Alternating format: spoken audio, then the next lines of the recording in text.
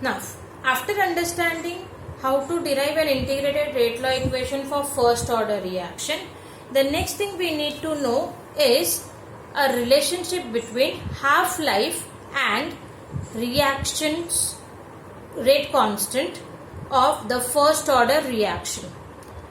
Rate constant and half-life relation again for first order reaction. Now for this relationship to derive, we are going to make use of our integrated rate law equation, which we have just derived as K is equals to 2.303 upon T log to the base 10 A naught upon AT, where A naught is our initial concentration of reactant at time T equals to 0 and AT is concentration of reactant at time T. Now till this we know. What is half-life? Half-life of reaction is time required for the reactant concentration to fall to 1/2 of its initial value. That is known as half-life, which is also denoted as T half. I repeat again, 1/2 of its initial value means whatever is your initial concentration, when you convert that into half of its value, for that whatever is the time required, that is called half-life. For example, if my initial concentration of the reactant is 1 molar, then from 1 molar to become 0.5 molar, what is the time required? That will be called as half-life. If my initial concentration itself is 0.5, then from 0.5 so as to come to 0.25, how much time it required? That will be called as half-life. So irrespective what is your initial concentration, so to reduce it to half of its value, whatever is the duration, whatever is the time, that is called half-life period or half-life, represented as T half. So for deriving the relationship, suppose if I write down at T as T half, then what will be our concentration of AT? That will become half of its initial concentration. So A naught upon 2.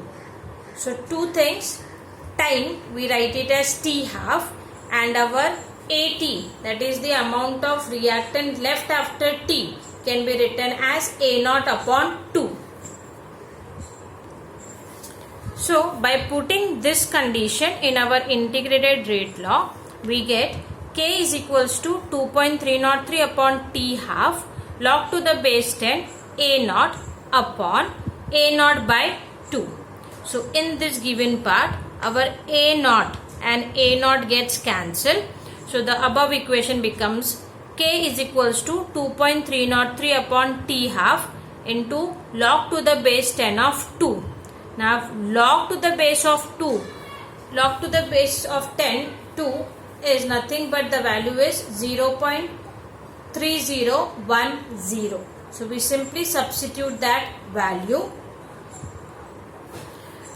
Once we substitute that value, 2.303 into 0.3010 gives us a value as 0.693. So K is equals to 0.693 upon T half, or I can write it as T half is equals to 0.693 upon K. So this is a relationship between half-life and rate constant of first order reaction. Again, this relationship will keep on changing depending upon the order of the reaction, because if the order of the reaction changes, the integrated rate law equation will change, and if integrated rate law equation change, eventually your half-life relation will also change. So for for first order reaction, when we derive the relationship, what do we understand?